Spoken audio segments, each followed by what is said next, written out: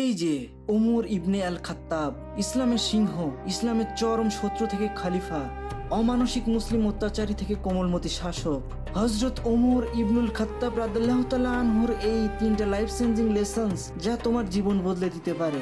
শিক্ষা 1, মানুষের নয় আল্লাহকে ভয় করো। হযরত ওমর রাদিয়াল্লাহু তাআলা আনহু বলতেন, আল্লাহ হিসেব নেওয়ার আগেই নিজের হিসেব নাও। আসল আত্মবিশ্বাস আসে তাকওয়া থেকে, মানুষের প্রশংসা থেকে নয়। শিক্ষা 2, সবকিছুর ঊর্ধ্বে ন্যায় বিচার।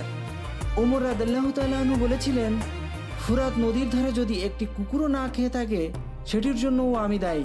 কোনো পক্ষপাত নেই, এমনকি রাজাদের জন্য না। ওমর রাদিয়াল্লাহু তাআলা আনহু সবার আগে নিজেকে জবাবদিহির মধ্যে আনতেন। প্রকৃত নেতৃত্ব মানে ন্যায়, এমনকি চরম কষ্ট হলেও। শিক্ষা 3, ক্ষমতার মাঝেও বিনয়ী থাকো। এক বিশাল সাম্রাজ্যের শাসক, পুরো অর্ধজাহানের অধিপতি হয়েও তিনি মাটিতে ঘুমাতেন। মনে ছিল না বিন্দুমাত্র অহংকার। ক্ষমতা তাকে বদলায়নি, বরং ঈমান তাকে গড়েছিল। এর মধ্য থেকে কোন শিক্ষাটি আপনার মনকে ছুঁয়ে গেছে কমেন্টে জানাতে ভুলবেন না।